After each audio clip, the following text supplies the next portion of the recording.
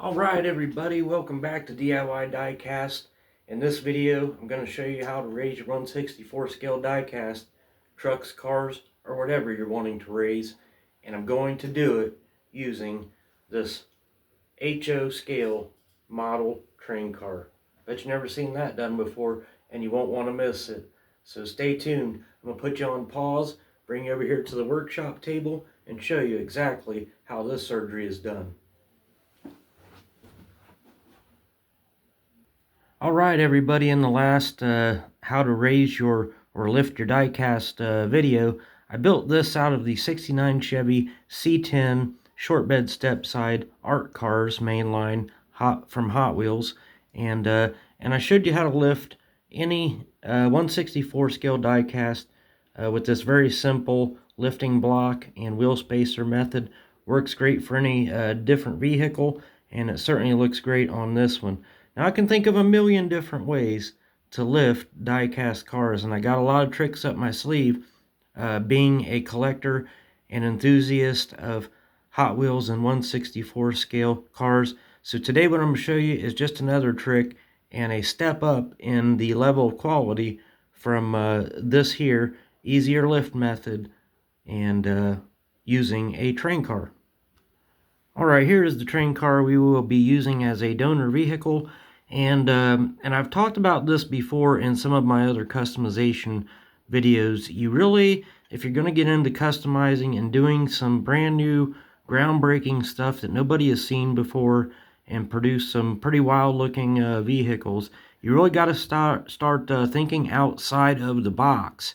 And that means looking at all your other toys and your junkyard scrap cars or whatnot, and all the little scrap pieces of plastic you have in your junk drawer. You have to start looking at these things as potential materials for customizing your die cast. And this is no exception here. So I want to show you on this train car with the train car wheels removed, what the suspension on that train car looks like. Now look at that. That's a perfect front cross member with springs and everything. And that's going to be, has a very detailed up little axle look to it or whatnot. And there's two of them, one for the front and one for the back of the car. And they also have these little tabs on here that are perfect for gluing them to the base of the vehicle that you're going to use to make this transformation. Basically, and I've got a axle here with wheels on it, ready to go. Basically, you have to picture this thing sitting underneath your Hot Wheel like, well, it's really hard to do with this, but like that, basically. That's what you got to picture underneath your vehicle, and that's what we're going to do. I'm going to go ahead and remove this off of here and get more into the details here.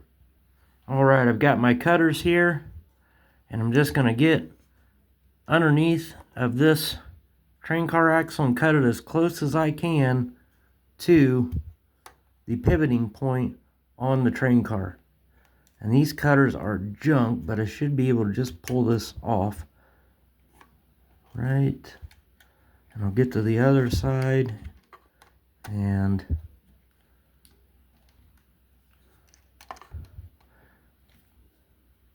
snap. Alright. I want to leave as much of that tab on there as I can get, and you'll see why.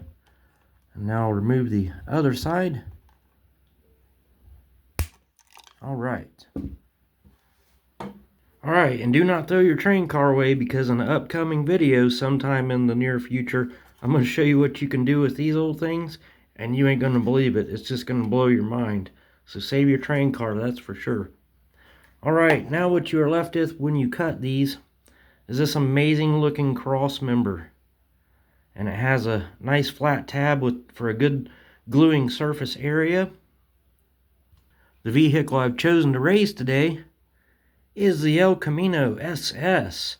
Yeah, I think we've all seen a video of one of these in real life at some point. A lot of people like to swap the suspensions on these and make them four-wheel drives, and I thought it would be just a cool car to use for this suspension lift. Has an amazing, beautiful, deep metallic blue paint job on it with absolutely great detail.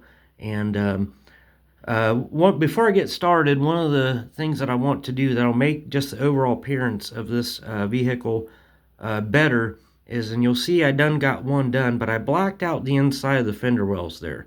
And that's because when you get this thing up in the air, that gap, you'd see all that gray like you see in the front, and just doesn't look as good as if you black that out. Then it looks a lot more professional and a lot more better. And the way that I do that very quickly, instead of waiting for paint to dry and I can go ahead and keep working on this vehicle, is I use this very large Sharpie king size marker, and I just color in these inner fender wells, and it goes so quick, and I can keep continuing to work on the car rather than waiting for some black paint to dry. And who likes the waiting, right? When we get into our projects, we just want to see what that final product looks like at the end, so you can quickly color in your wheel wells, and it makes all the difference in the world. You see how quick I did that and just blacked that out, and now we're not going to see all that gray plastic in there when we raise our vehicle. I'll go ahead and do the other side. Alright, I now have all of my fender wells all blacked out. That's going to make for a nice, cleaner looking presentation when we're done. And basically, all I'm going to do here is take this amazingly detailed with the little springs and A-arms and all that, and attach it to the bottom base of my die-cast vehicle here, carefully centering it so that the wheels appear nice and centered in the wheel wells. And I've got this great tab area here, you can see the way that I cut this, where I can put the glue on there and gives it plenty of good surface to stick onto that base right there. Alright, now before we get to gluing the cross member axle assembly onto the vehicle, the next step I recommend you do is to get your axle and the wheels that you'll be using ready, and then glue them to the cross member first. Then when you glue the cross member on there, you'll be able to make sure that everything is centered and that your wheels are not going to rub the fender wells.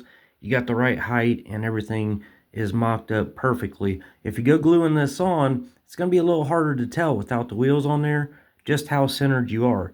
So attach your axle to the lifting tab cross member suspension from the train that we're going to be using, and then we'll put the whole thing together. So for this build, I thought that these real rubber white lettered chrome silver kind of spoked rims there would look good with the silver that's already on this car. That's the wheel setup that I've chosen, and now I'm going to go ahead and attach this cross member to my axle here, just using some super glue. And don't worry, it's not going to affect the way that this car rolls, because the wheels are going to still be able to spin on the outside of the axles. Alright, I've got my first axle and wheel set glued, and I want to show you how amazing that looks. Look at how realistic of a cross member suspension that looks like from that train. And it's just going to get looking even better once we get it glued to the bottom of that car. And this is the flat surface on the tab that we're going to be able to use to do that. And I'm going to go ahead and glue up my next axle to that, just like this. Alright, and I now have both of my axles ready to go, and you can see just how professional those axles look with those amazing train cross members on there. And it's just time to glue them on there now. And what I'll do is, instead of jumping right in there and gluing both of them on at the same time, I'm going to glue one on and then see how the stance looks and how high it is or whatnot.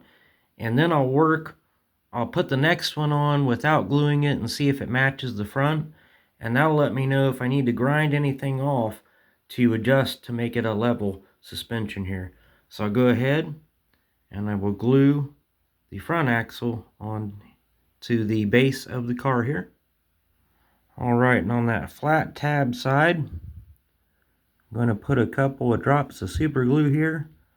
Apologize for my shaky hands. Working with very small parts here. And I've got that super glue on there. And now I'm just going to stick it right on there and quickly adjust it. And that looks pretty close right there already. I think that might work.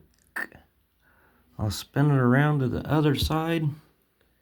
And I am clearing the fender on both sides. Wow, I can't believe I dropped that perfectly like that on the first try. You may not get that lucky. You might have to do a little bit of tweaking. But that looks pretty good. I think that's going to work. I'll let that dry a second.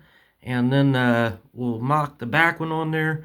And make sure it's level before we glue that one on for the final stage. Alright, the glue has dried and that lined up very, very well. I'm very happy with the amount of lift. It doesn't have that, it's not lifted too high. It's lifted just perfectly. The wheels will still spin. And it doesn't have those big goofy gaps in the fender wells. And you can even see from the front that amazing looking cross member spring suspension there. And it's just lined up perfectly. And so now I'll mock up my rear axle and see how we're doing as far as level. We might need to grind something off of the base here, whatnot. Let's go ahead and stick it on there about where we think it would go, get it lined up, and see if any further modification needs done on that. So I think I would glue it right about there, and I can tell already that from the gap in that fender, you can see it's going to set up much higher in the back. So what I'm going to do is I'm just going to take my Dremel tool here, and I'm going to grind off some of the surface area here to get it more level with my front there. Alright, so I grinded that flat, and I'll show you just exactly what I did. Now, I took what I like to use for grinding that's a roofing nail in the end of my Dremel tool there. I don't know if you can tell, but that's a roofing nail. And I just take and make some little cuts with it all around it, and I make my own little blade. And it just makes a really nice cutting tool. It removes a lot of material very quickly with my little roofing nail Dremel tool there, and it fits right into a Dremel tool. So, and then I grinded basically that pumpkin or that rear end axle flat, and then also a little bit of the hump from the frame that was on there. And then if I mock my suspension up on there now, then it sets absolutely, I can't turn this upside down now without gluing it to show you, but it sets absolutely perfect now. I'm very, very happy with that stance. So I'm going to go ahead now and glue that rear axle on there together. Alright, I have my axle, and just like the front, I'm going to use that wide gluing tab surface area. Put some super glue on there and attach it right where I think it should go, and then quickly make some adjustments. I think right there looks pretty good, maybe a little bit more over. Yep, got to get that a little bit more over there.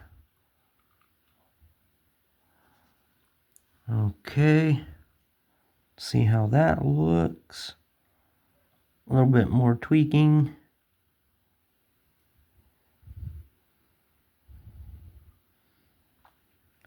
And that should be perfect. All right.